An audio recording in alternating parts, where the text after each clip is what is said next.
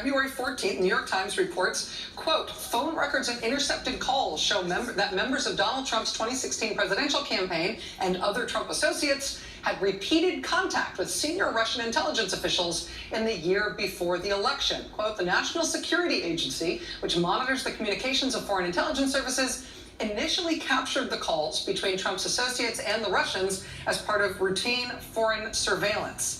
Now, this, of course, was a bombshell at the time. This was the first report about multiple contacts between the Trump campaign and the Russians during the campaign, right?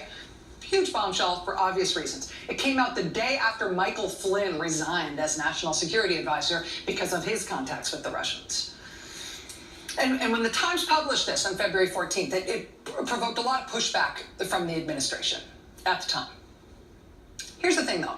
The Times was not alone in that reporting. They may have been first, but a whole bunch of different iterations of this story followed from different news outlets with, slightly different details, slightly different narratives, slightly different sourcing, but all reporting that same basic story, that Trump campaign associates had multiple contacts with Russians during the campaign. The Times was first, but they were not the only outfit that reported that.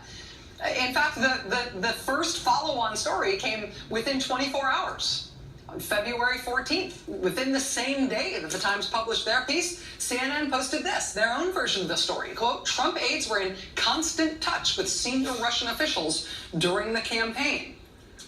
Then thereafter, here was the Washington Post. Quote, U.S. intelligence reports cite multiple contacts between members of Trump's team and Russians with links to the Kremlin during the campaign and afterward. By March, the Times itself is a secondary story. Quote, American allies, including the British and the Dutch, provided information describing meetings in European cities between Russian officials and others close to Russian President Vladimir Putin and associates of Donald Trump. And then further confirmation. This one from CNN. Again, British intelligence passed Trump associates' communications with Russians onto U.S. counterparts. And then further confirmation from a different outlet, from The Guardian, quote, through summer 2016, a number of Western spy agencies shared information with the U.S. government on contacts between Trump's inner circle and Russians. The basic nut of this story was even confirmed on the record, under oath, by the former Director of National Intelligence. Over the spring of 2016, multiple European allies passed on additional information to the United States about contacts between the Trump campaign and Russians. Is this accurate? I can't answer that.